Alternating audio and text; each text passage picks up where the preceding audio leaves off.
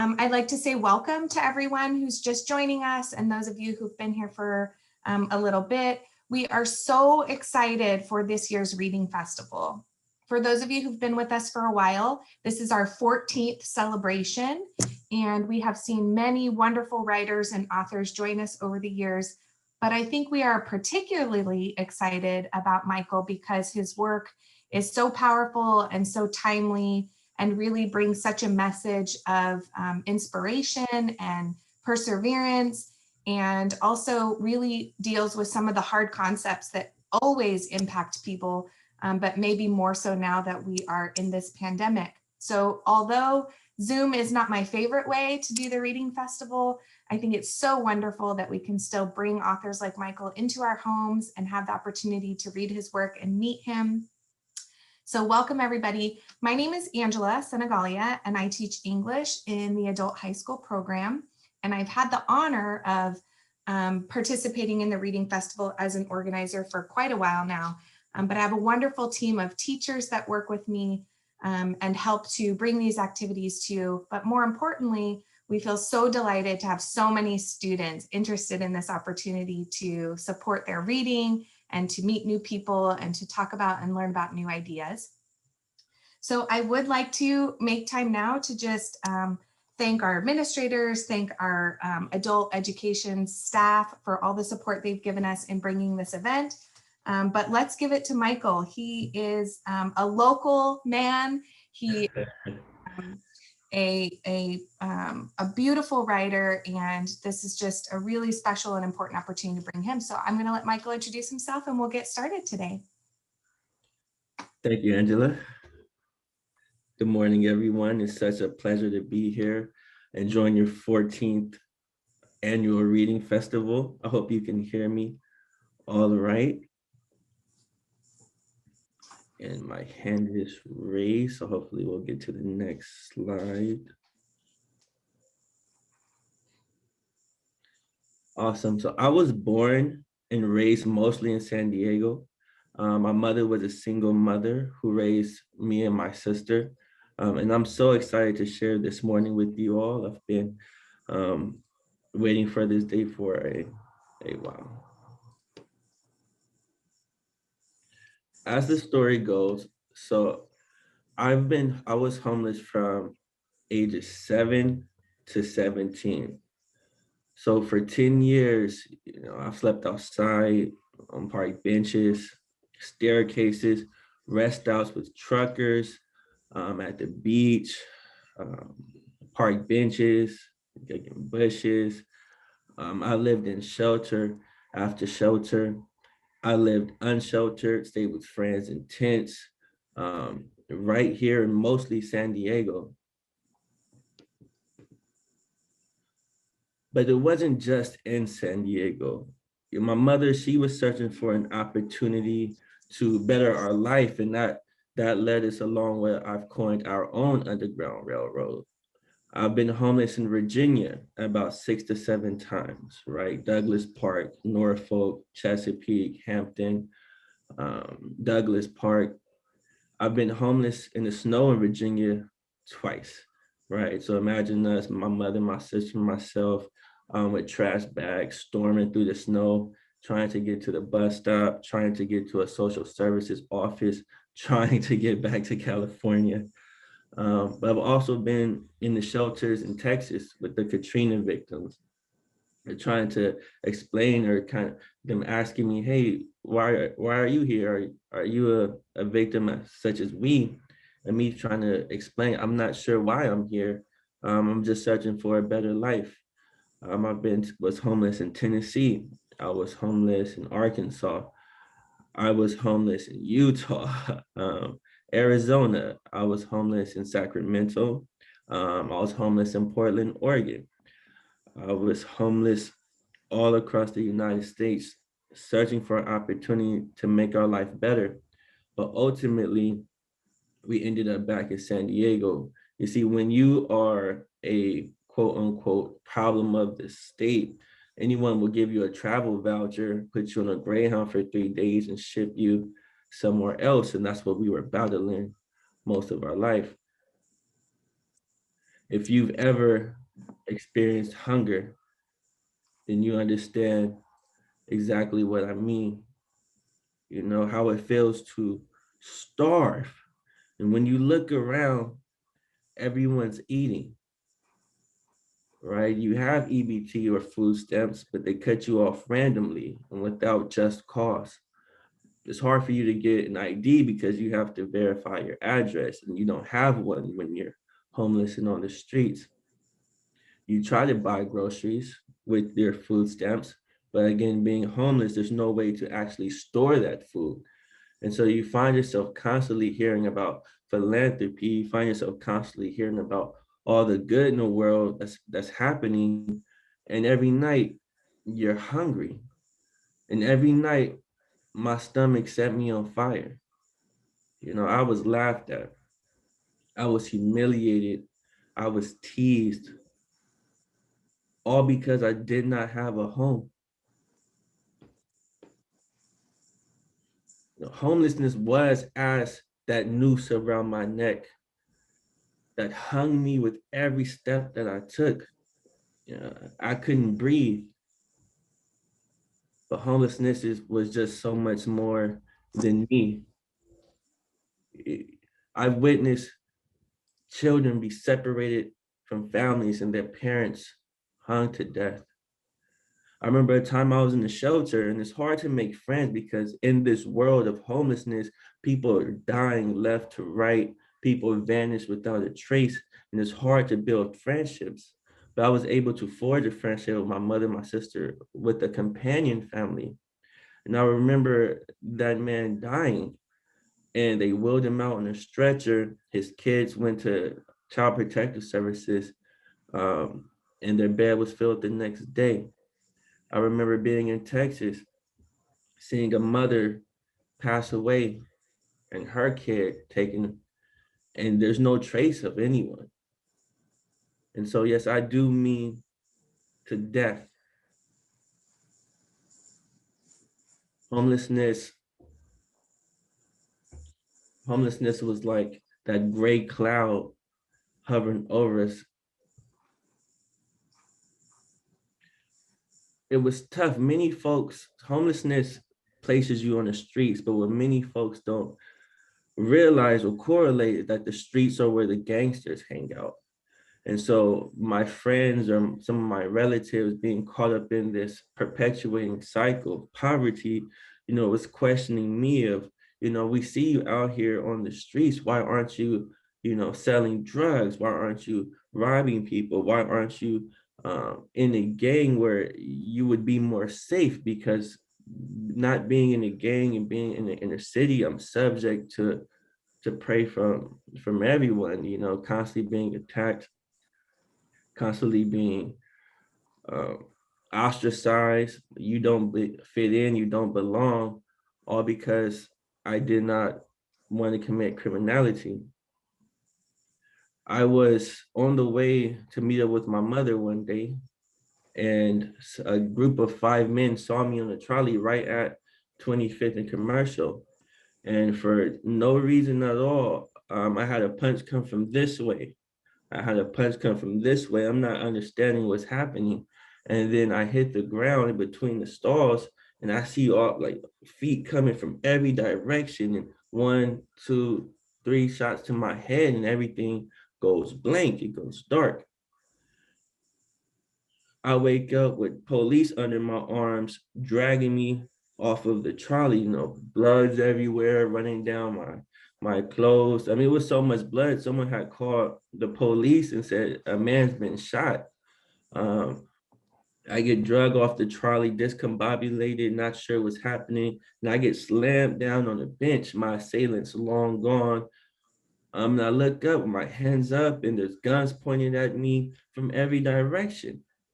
And I'm having a hard time processing thoughts. There was an inner fog in my head. It was cloudy. I couldn't think. And so I was stigmatized as just being a gangbanger, and the police wouldn't call the ambulance for me. I had 3 fractures in my face, 2 gas bubbles under each eye. My eye was halfway caved in and said I needed surgery. I had bruised ribs, a severe concussion. So ultimately, my mother managed to take me to the hospital, where then they separated us, right? And then they asked me, has your mother been abusing you? I'm telling them, no, I got jumped randomly. You can be honest with us. Is your mother the problem? Is she abusing? So I couldn't see my mother for a few hours after that. And when you leave and you're bloodied and bludgeoned and just down on your luck, you're still homeless, right? You still have to go to the car, you still have to go to the shelter. Life hasn't changed. You're just demoralized. Now realize that they'll kill me out here if I stay here. Criminality isn't the way. I mean, you see, my dad has been incarcerated my entire life. His dad was also murdered, and his dad was also murdered. So naturally, I wanted to try something different. I wanted to pursue a new opportunity. I did not want to perpetuate the plight of impoverished people or my family. So I'm searching for a way out. Okay, maybe criminality is not it. Maybe I can hang out with my friends or my relatives. The only way out may be upward mobility through education. I spent a lot of time in libraries, being homeless naturally, and I wanted to pursue higher education. I wanted to succeed and exceed the expectations of those in need. And everyone around me, my counselors, my teachers, even some of my own peers, they succeed. Michael, can't you tell? You're already homeless. You've already failed.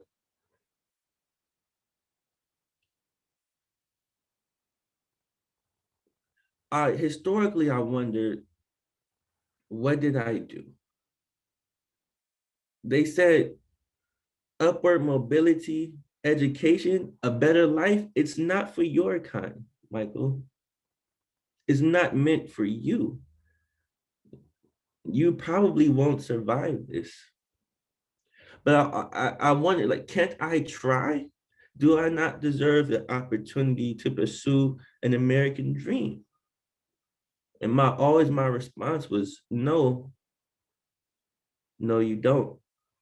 It was, you don't deserve a chance.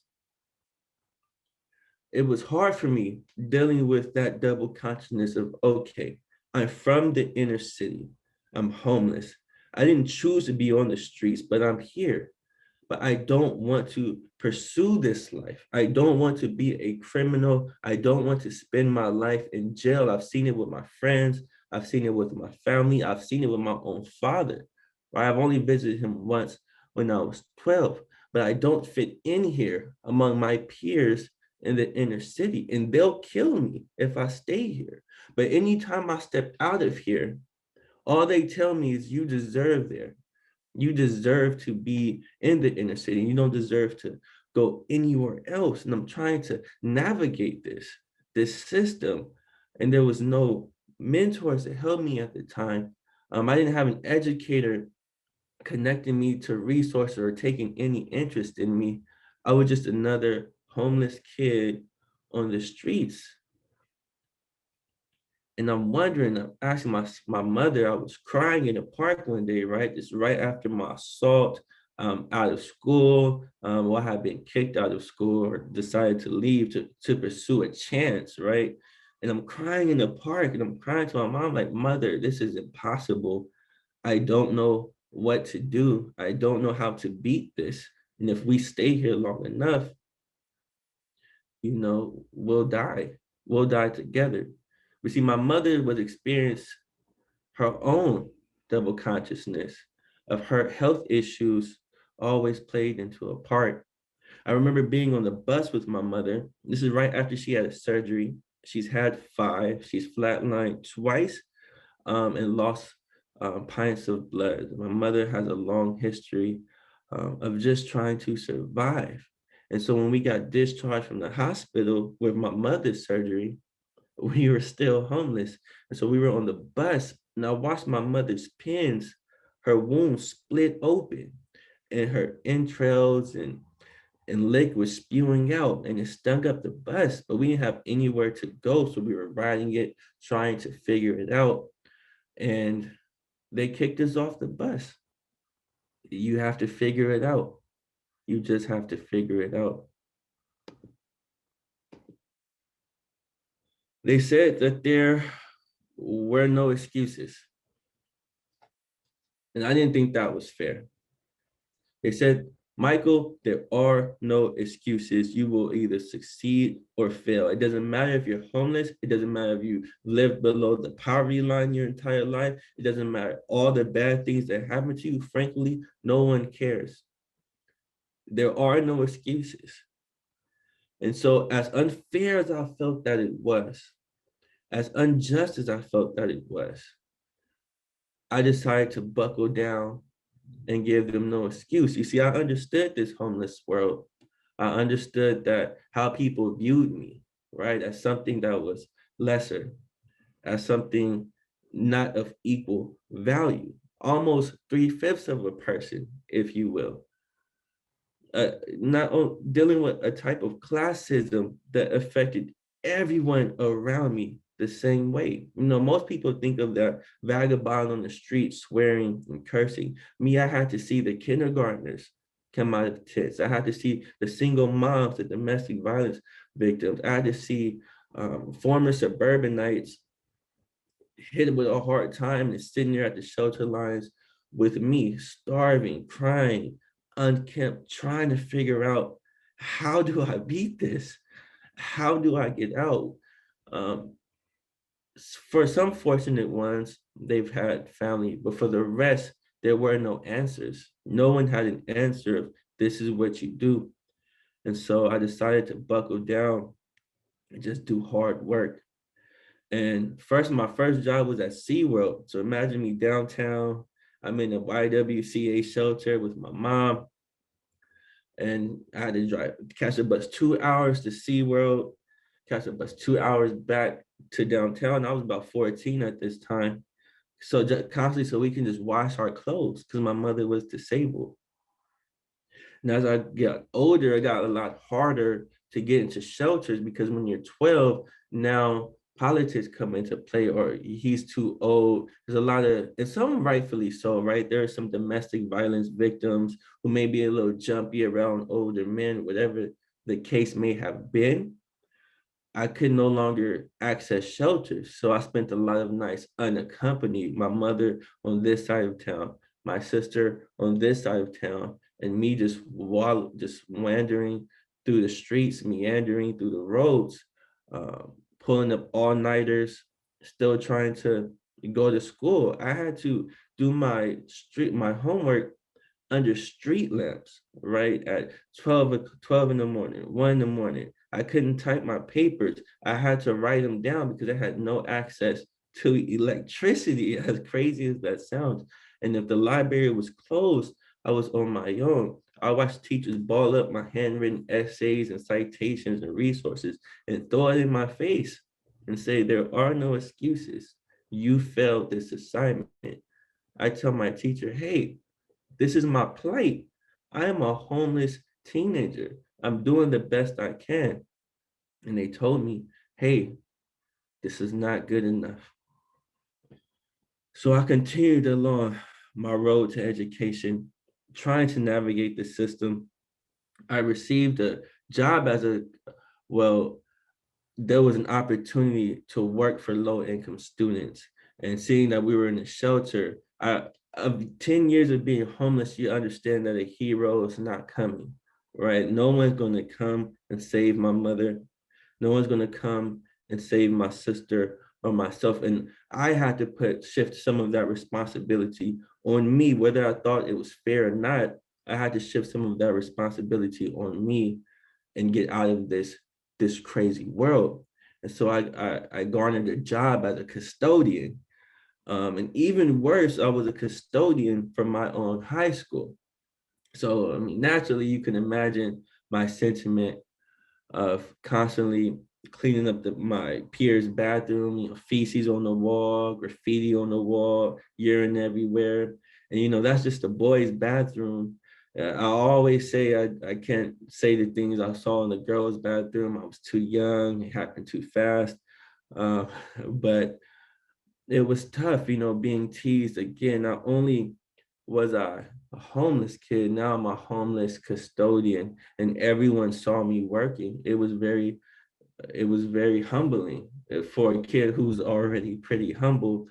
It was pretty tough, but I understood that hard work paid off. It always did. It always will. Maybe not right away, right? And I know how fast we want life to go, but it always will.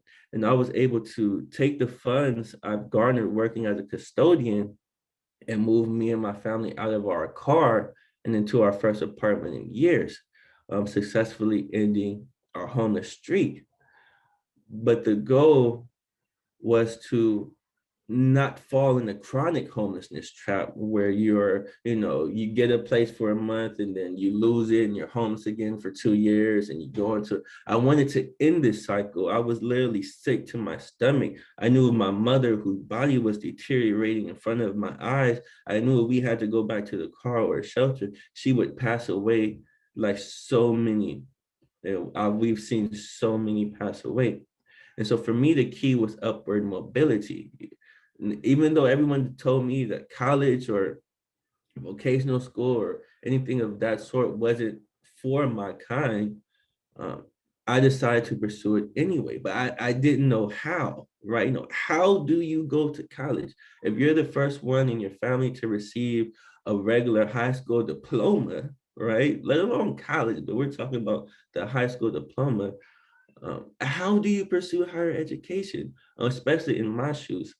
And so I got a job actually working for it's called a local workforce investment board named the San Diego Workforce Partnership, because I wrote an essay saying my gratitude of the funds of being custodian. And the CEO at the time, Mr. Mark Caffrey, he asked me, what's next? How are you going to pay rent? The program's over. And I said, good question. And he gave me, along with Rebecca and my late mentor Nate Nathaniel Buggs, gave a former homeless kid a chance to often experience an environment and become exposed to an environment in which I'd never seen before. And downstairs, actually, that was on the fourth floor, but downstairs on the third floor, I ran into a college prep program named Reality Changers, started by a guy named Chris Yanoff. And I was connected to a wonderful, wonderful mentor named Debbie Leto, her daughter, Allie, and her husband, Nick, a wonderful mentor who said, hey, this is what you do. This is how you fill out a college application, because no one can do it by themselves. Everyone needs help. And so I was able to, work through the program and receive $100,000 scholarship to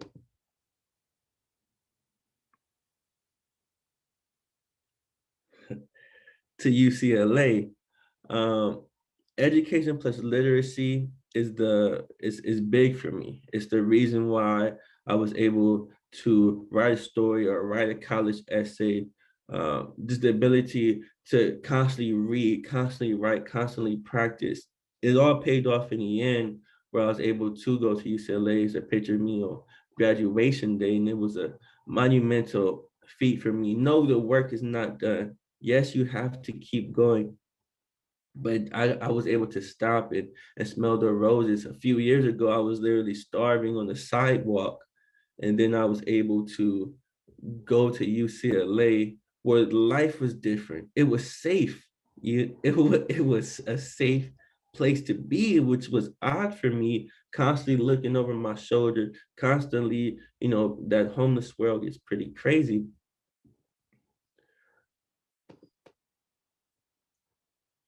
But it's not always just hard work and books all the time. I was able to, my sophomore year, get on the cover of the yearbook. This is it was American Top Model type of scene, and the girl in the middle was supposed to be Tyra. You kind of see me with the blue shirt and in the front, and it was amazing. Just seeing myself up there, knowing that, wow, I was literally in a food line not too long ago, and I got the opportunity to meet. I'm not sure if anyone's a fan of rap music, but a guy by the name of Kendrick Lamar with some of my friends, and it was such a humbling experience. I always say the hardest feat I ever had to overcome was beating homelessness.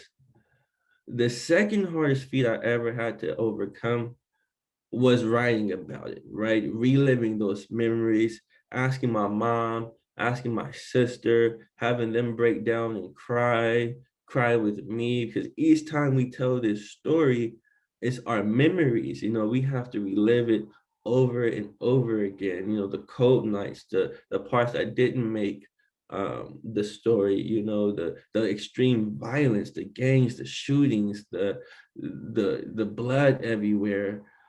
It was so hard reliving this. But I decided to write it because I don't think it should be this hard for anyone. If you can take anything from my story and get motivation, or at least the feel to continue your own, and I believe it was worthwhile. If anything, it would be a blueprint. If you was to ever be in my situation, or you wanted to make it out of yours, this is replicable. Kind of like many of you students are right now, continuing to go to school, work hard, get a job, work hard. Anyone can do it as long as you put in the work. It doesn't matter if you are a homeless kid, doesn't matter where you come from. I always say your story is not your obstacle. Your story is overcoming that obstacle.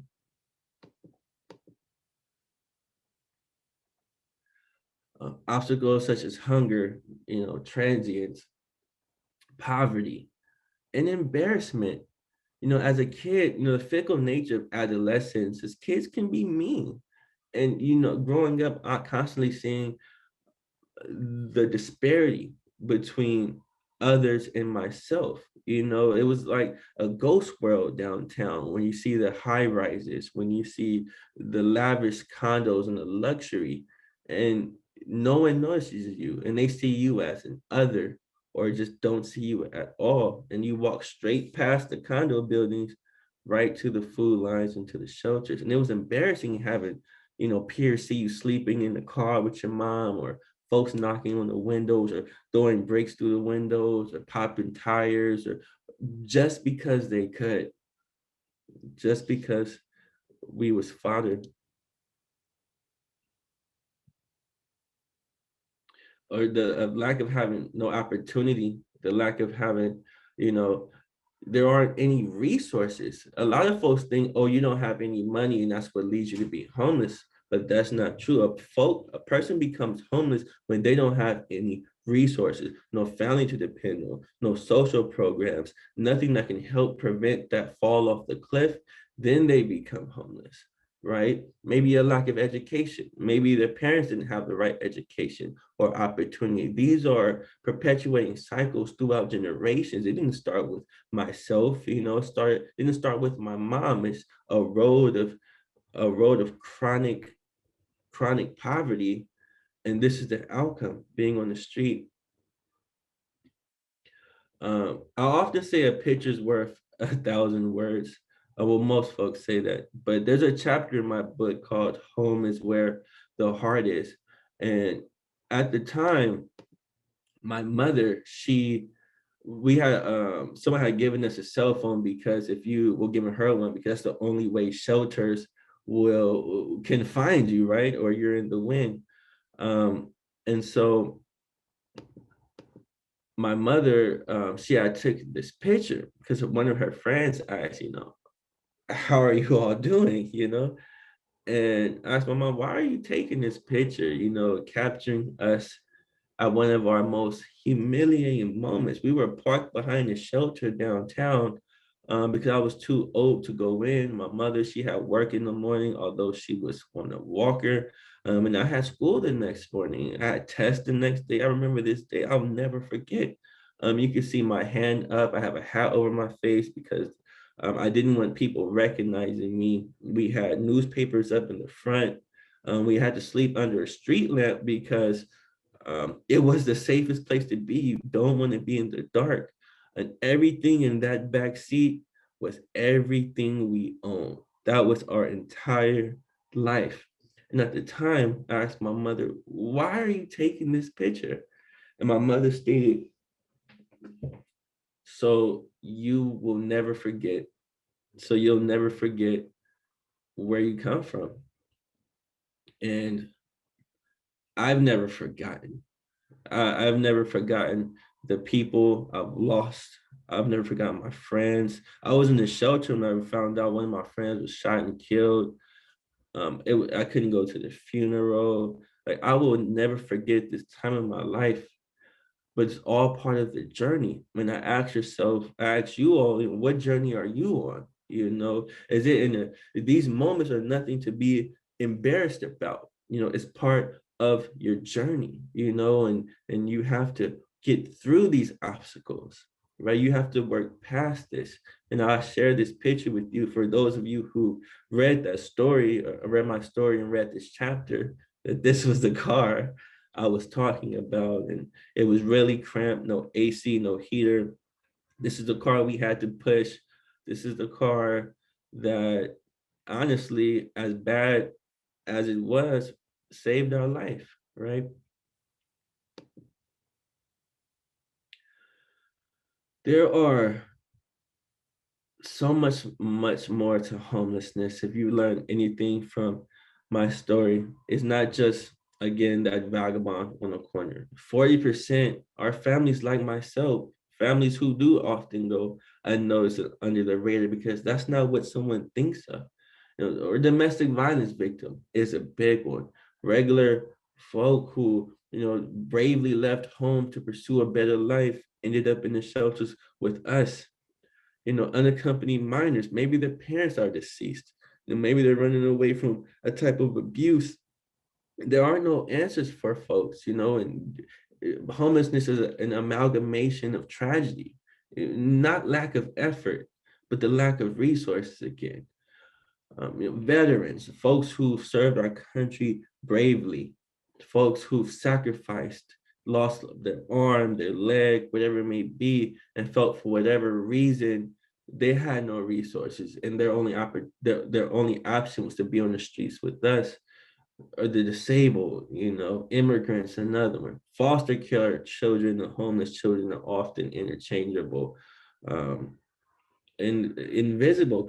I call all of this invisible children because no one sees them. Obviously, if you're homeless and you're in that community, sure. But from the outside looking in, all you see is that vagabond on the streets. You don't see the little homeless child searching for a way out. I did nothing wrong. I did not commit a crime. By the time I was cognizant to be aware of my surroundings, I was homeless and on the street. But I was persecuted as if I was a mass murderer. And it wasn't just me, it's all of us. And right now I work in homeless services. I've been working in homeless services about 6 years because I wanted to be, and I want to be, that voice I wish I had. I want to be that helping hand. Again, I had it really hard, and I will make it as less difficult for that next homeless kid or homeless family. I will try to provide those resources so they will never have to experience the plight that my mother, God bless her heart, my sister, and I had to experience. But it made me tough, right? And I believe toughness is a big part of this, and resiliency. Because it's easy for me to say, hey, I was resilient and I got through. But say if a person's wondering how to become resilient. Um, so I want to leave this formula with everyone. A formula that I had developed, I call the R formula, where it's how to draw that resiliency out.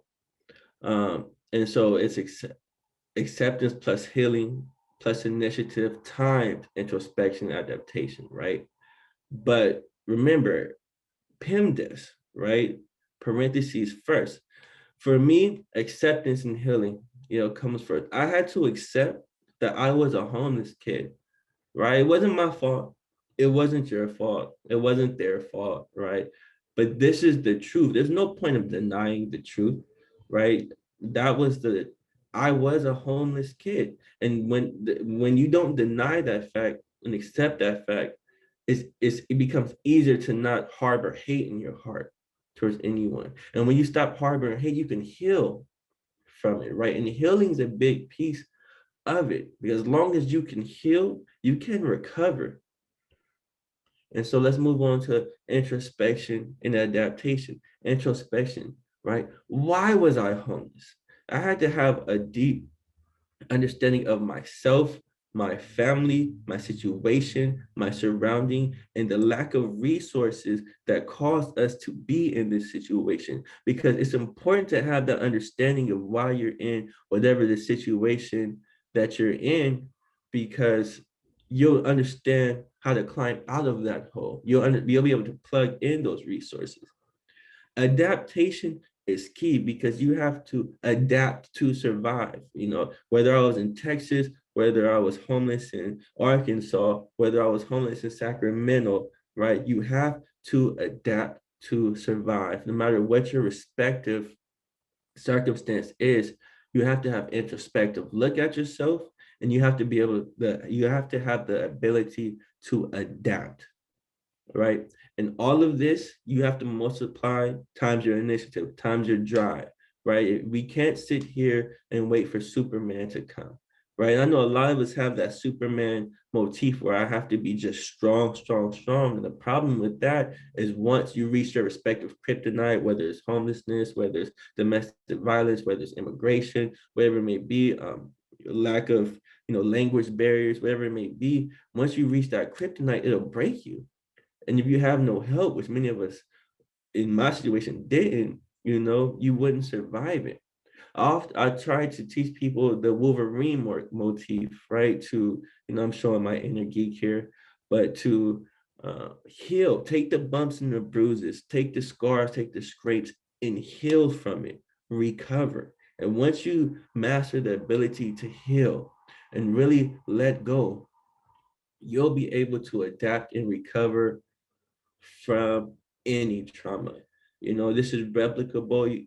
Plug in your own life situation. I believe that R is the ability to overcome great hindrances in order to achieve your goal. And once you can heal and accept, adapt and have introspection, and remember, ambition is part of it. You have to kick in that drive. But once you heal and accept, and once you have a deep understanding, that drive kicks in automatically, because now you know action steps, how to get out of that situation. And this, I wanted to leave this formula with you all, because this is what got me through from being homeless, adapting to the violence, adapting to the struggles of double consciousness in the inner city, the marginalization. This helped me get through. And I hope in my heart that if you're experiencing any difficulties in your own life, use my story, use my face. If they laugh at you, tell them my story, let them laugh at me, so we can get through this. Like, we can get through this. Are there any questions? First, I want to say thank you to you, Michael. This has been, I'm getting messages, I'm getting texts about how powerful your message is, how really inspiring you are. And I think that I want to repeat how lucky, how fortunate we feel that you joined us and that your message was so clear and so inspiring. We do have some students that would like to ask some questions. So I'm going to allow them to unmute and to ask their question. I have Charmaine, who will get to go first, and then we have Paul Wu, who will go second. And if there are any other students that would like to speak and ask their question, if you type it into the Q&A, then we will see your question and give you an opportunity to talk. So Charmaine, would you like to ask a question of Michael? I want to ask him is, how's your mom doing? My mother, she's doing better, right? Being permanently disabled, it never goes away, right? And my mother, she has a huge heart, and I probably inherited that from my mother. But so fun fact, so at the time of the story, I had one sister, and so my one of my cousins had it. Well, actually, my mother's sister had a child, and she was in some, unkept activities to the point where the police came and raided their home.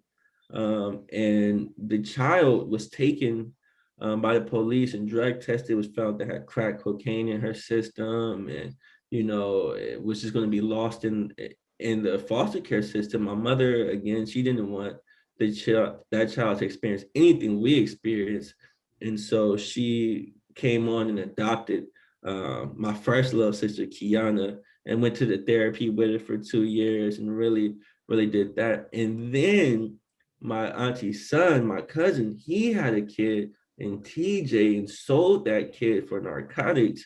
And we had to go across the border, say, you can't do this, bring the kid back who had, whooping cough, some other issues. And long story short, my mother adopted two girls, and now I have two little sisters. So they're doing fine.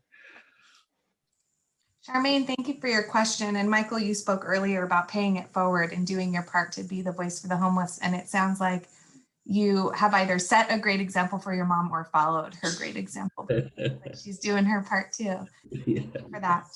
Paul Wu, would you like to ask your question? Yes. My question is, my perspective is that homelessness is a lack of the character, it's lack of human empathy and sympathy. I think it's also a social problem. And just like traffic jam, the government cannot solve it. It can only reduce its occurrence, right? Do you agree? Paul, thank you for your question and for practicing your English. It's a really great question. He wants to know if you believe the government can help solve this problem of homelessness. Yes, I actually do believe that. So right now I work for an organization called People Assisting the Homelessness San Diego Division and the Permanent Supportive Housing Division. And so what's going on is that the government and the Housing Commission organizations, and obviously this is new in America, right? But California is really pushing this initiative where we're taking homeless people who are experiencing homelessness and putting them into their own subsidized units, right, with wraparound services and care. So the government is literally starting to actually help us take folks from the streets and giving them the units and teaching them life skills or whatnot. And I think if there was more of that resources available, then you would see the homeless numbers decline. And actually, the homeless population right now is mostly elderly folks and the disabled and then families. But you will be surprised how many, senior citizens is on the street. But now the government is stepping in a little bit more, well, our local government, and really doing their part. Or attempting to do their part to provide housing, especially if there's just empty buildings sitting around. Why not renovate and give folks an opportunity to enjoy life? Thank you, Paul, for your question. Ahmad has a question next. Ahmad, would you like to ask your question? Hello, Michael. Thank you for sharing your story and your time with us. Actually, I had an opportunity to live short time in Vancouver, British Columbia, and I met a lot of homeless people in the inner city of the Vancouver. And frankly, I have seen them, their infractions, their mess and unorganized and addicted and somehow antisocial. And my question is that, is there, Michael, is there any relation, direct relation between the homelessness and the mental health problem? That's actually a really, really great question. It's actually a two-tiered question, right? Let's talk about the narcotics first, right? Most homeless folks on the streets, right? You gotta understand, at night, it's in my job right now is actually decriminalizing, it's doing harm reduction, trying to decriminalize narcotics. But we have to kind of, switch our lens and our perception and kind of put on their cap, right? It's cold at night. You're starving. You have a health condition that makes you disabled. You have pain, maybe not in the insurance. And I'm not excusing folks, but sometimes they've used narcotics to numb themselves in order to survive the night, right? And so at that point, it's as a community, what are we doing? What's Vancouver doing to help, get them access to healthcare or access to the proper resources so they don't have to numb themselves and be on the street, right? Because many folks I've seen, when they get off the street, their narcotics consumption depletes exponentially, right? But let's also think about the mental health side of it, right? There's nowhere to go. They're just starting to do hotlines, but if a person is experiencing schizophrenia or bipolarness, it's really hard for the average person to kind of handle that, right? And if you don't have access to healthcare or a psychiatrist or a psychologist, what do? You can't work and you just congregate on the street. So I believe it's a correlation, but I don't believe there's causality, right? Just because you have mental health issues, it doesn't make you homeless. It's often a number of factors plus that mental, like, parents die, injury, mental health, and all of these factors lead a person to becoming on the street. It's never just one thing someone can point out and say, that's why they're homeless. It's often a series of unfortunate events that transpire that leads folks to being, using drugs on the streets or have a mental illness. A lot of the time they are using narcotics and have a mental illness, which exacerbates the issues, obviously, but it's less of a criminal offense or a lack of effort, but more of they need care. They need the proper care, the proper help, and resources. Really good question. Thank you, Michael, for your response. I'd like to invite Mariana Silva. She's one of our faculty members that teaches here with us. And she didn't post a question necessarily, although maybe she has one. She has a lot of students here. So Mariana, would you like to talk to Michael? Hi, Michael. Can you hear me well? Yes, I can hear you. Hey. I'm just so humbled and I got so emotional listening to your story, although I read your book and with a lot of my students were reading your book. And I hope that the writing the memoir served as a catharsis for you, in spite of, I can't imagine how difficult it was to relive all these harsh experiences and kind of having that emotions of going back and opening wounds for you. So I'm wondering if it did serve as a catharsis or not. Yeah, it did. It for sure did. Maybe not at first, because I wasn't writing it at first for me. I was writing it to help others. But through that, I got to, heal more and release, and it served as like a breath of fresh air, like just to be able to, appreciate the journey. And I say appreciate because, I did not like it, but your experiences do make you who you are. And so just to look back and just be appreciative of surviving and just trying to help others. So it did, but that wasn't the goal, but it definitely did. Thank you, Mariana, for your question. And thank you for your support with your students who are here today. Thank you. Yeah. Asking really great questions. We had one question come in, Michael, about where they can purchase your book. And I want students to know that if you weren't in a class that was reading Michael's book and you'd like to get it, it is available on Amazon.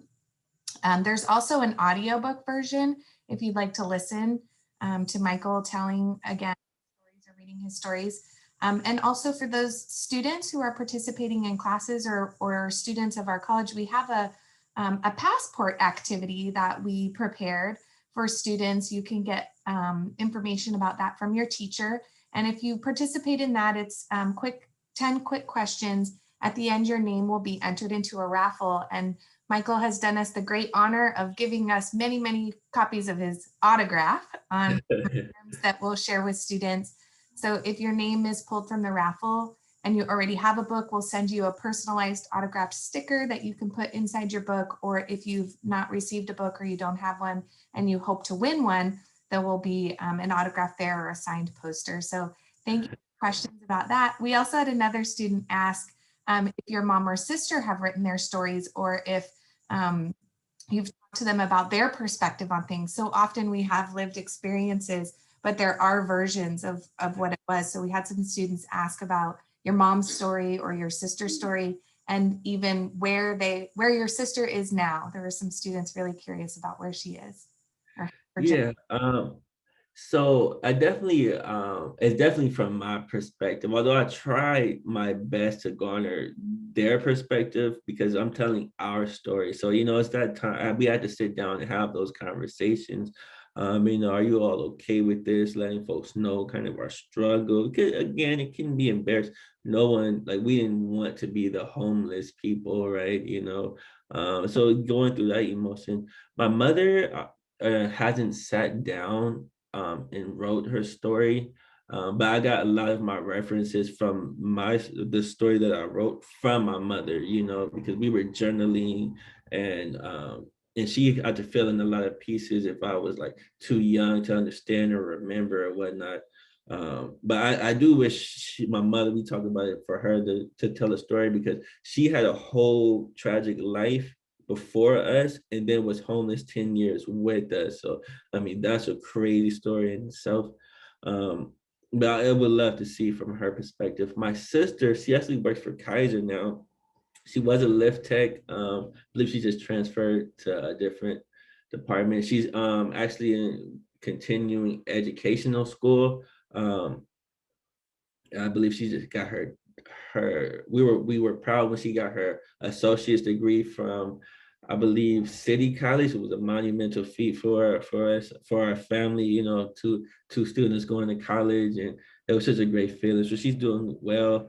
I just seen her, well, we see each other a lot, but we went from 0 homes to each having our own apartment. So we're doing okay. We're still on our journey. The journey doesn't end. But one day you look back and you see how far you've come. Thank you, Michael. We also had another question, although I'm not sure who the student is. I'll go ahead and ask it. And I've seen it a couple of times.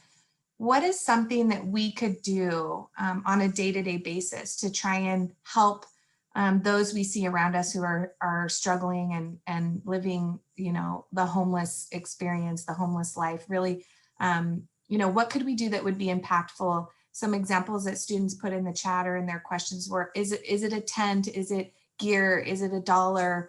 Is it, what is it? What can we do to make a difference in our community when we see people that we want to support and help? And what would be a good opportunity for us to support them?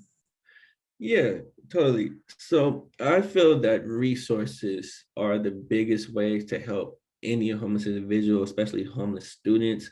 Resources like at the school, where I know many schools have, a pantry closet, or, a boutique where, students can access food. That was one of the biggest issues for me, especially during the summer, when there wasn't any free or reduced lunch. Like, where do I eat? So to like have a pantry for you to come get canned goods, something that's non-perishable, possibly even a boutique with clothes. You can after a while you can see kind of, okay, who's worn the same shirt 4 times this week, who's had those same jeans on for the last 2 weeks. You start to kind of figure out what's what. So maybe an opportunity for them to get some free donated clothes, shoes, all in one central location that's easily accessible and anonymous if it need be, because no one wants to be seen going into the shelter line, or the boutique line. I think also I advise against giving cash, because you never know, right? But I do advise giving gift cards. I say gift cards, gift cards, gift cards, because one, you know exactly where the funds are going. And two, no one's mad to get a gift card to like Subway or Macy's or, Target, or not Macy's probably, but probably Target or Walmart, something more accessible. And giving these gift cards to folks, you'll see them like brighten up, and you don't have to deal with the critics saying, oh, they're taking the money and buying drugs. You can tell them, oh, actually, they went to Subway, and those are some things that, and I know everyone, well, most folks want to just cure the world of homelessness. But again, let's start in our backyard, with our community neighbors and our neighbors in need, and really access those needs. Lots of times, actually, just speaking to a homeless person and hearing their story is monumental. I often felt I never had a voice. No one cared about anything. You imagine me telling the police, hey, I'm been assaulted. And they're like, oh, no. And leaving, right? So just giving someone a voice will be monumental. Thank you, Michael. You said earlier, often people forget that homelessness is not a lack of effort, it's a lack of resources. So I think you have really helped us understand that when you see people, there's a pretty big tent city happening in Oceanside. In fact, there was an article about it today along Oceanside Boulevard by the tracks. And the article's about how they have one rule to keep it clean. And it really reminds you that these are people who would like to live in homes, would like to have resources, would like to have a nice, safe, clean space to live and to raise their families. And so it's important for us to hear their stories and understand that they're like us. They're going through hardships, and telling their story may be a good opportunity to just give them a voice. We have a couple other questions. Jose Casas, would you like to ask a question from Michael?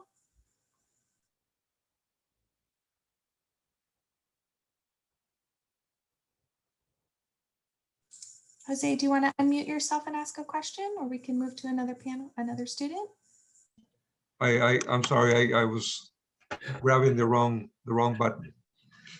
I'm a 67-year-old man, and my question directly is, one of the centralized problems we have is that, as you were saying, maybe bus passes, so you could, give the homeless population the ability to move around and go from place to place. And then the second thing would be like the Midway Center, where the post office used to be, maybe that could be like a centralized mailbox, where homeless can get their mail in and out and be able to. And the Midway seems to be pretty centralized, on the way to SeaWorld, you can kind of see it there to your left. And that's what I was suggesting, that maybe a more centralized area that they can reach things for. Because, and the other thing is, maybe like all of the other shelters, the Salvation Army, the AMVETS, maybe, as you said, have areas where they can bring all the clothing that, that basically is going to go into, into the dump. If they could be given to the homeless, that would definitely keep everybody warm. And as you said, it wouldn't be ostracizing anybody. It will be more about being a source instead of, being ashamed of being homeless. Sorry for the long question. Sorry, what was the question?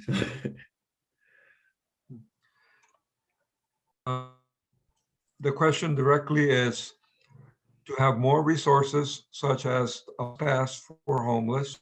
Second, to have a location for the mailbox for all the homeless people to be able to get, their mail. And as you said, to get their IDs. So it's more centralized and easier to access.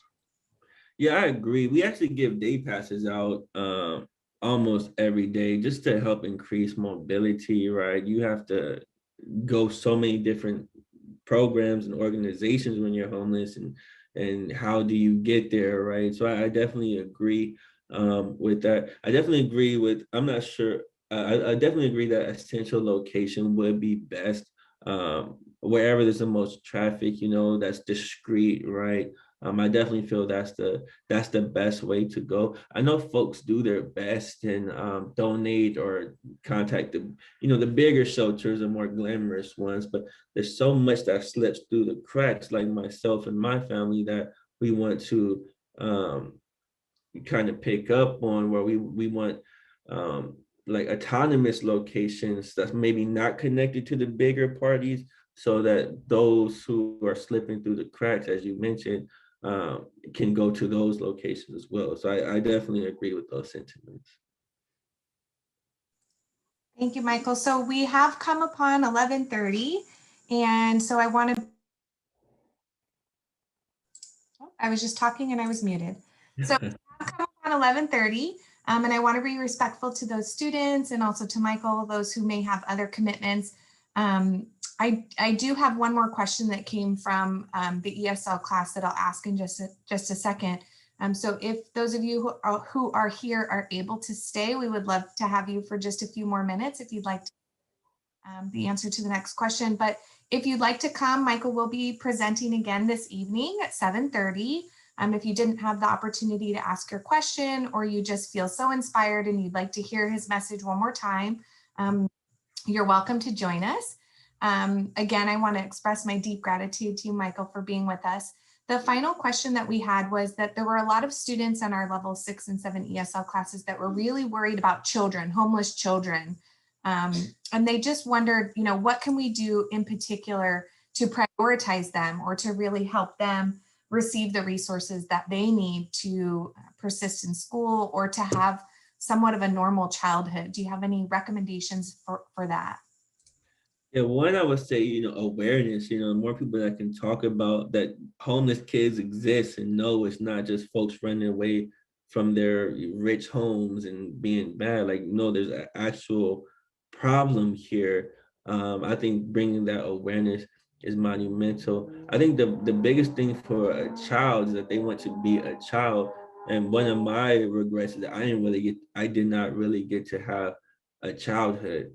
And so bringing those activities to the kids and normalizing them and making them feel like this is a circumstance, not your identity, and instilling that in a child from a young age, that will help with their self-esteem, one, but it'll also motivate them and inspire them to try to better their lives. And also mentorship. One of my hardships was there was no one to turn to when I needed an answer or when I needed help.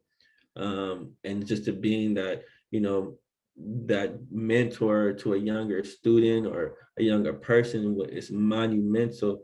And you might not think taking a kid to lunch, because one of my mentors, Debbie, she would take me to Carl's Jr. when we was like trying to get into like when I was trying to get into college, right? I mean, I applied to schools, but I couldn't leave it to chance. So we just hit the road and was knocking on doors at USD. And those memories stick with folks forever. You'll never forget. And if you can provide that opportunity to the next homeless child, it will really help change their life. Thank you, Michael. You spoke about being hungry, and I think so often when we think about children, some of us have participated in donations of school supplies, backpacks, but often it's just the school supplies. So a backpack with some clothes and some food and some other items might really be well received. And then I'll leave you with this. I have small children and they played baseball for the local Little League. And I would always work with my friends and community members to remember that some children can't play baseball or can't play sports because their parents can't afford to pay the fees or provide the equipment. So other ways to really give them a childhood might be looking around at your local youth organizations and donating scholarships or donating money to help them allow students or children to play that can't normally play, and also providing them with the equipment. Equipment can be a big deal. So again, Michael, thank you so much for joining us. This has been a really, really moving, really wonderful experience for all of us. I wish we could have had you on ground in person. Maybe we'll have a celebration and bring you back once we can go back on ground. But on behalf of everyone at Miracosta College, in particular in our non-credit programs, I want to say thank you for joining us. And again, students, community members, friends, and family, thank you for joining us. And maybe we'll see some of you tonight at 7:30. Thank you all. I appreciate it. Hopefully I'll see you some later on tonight.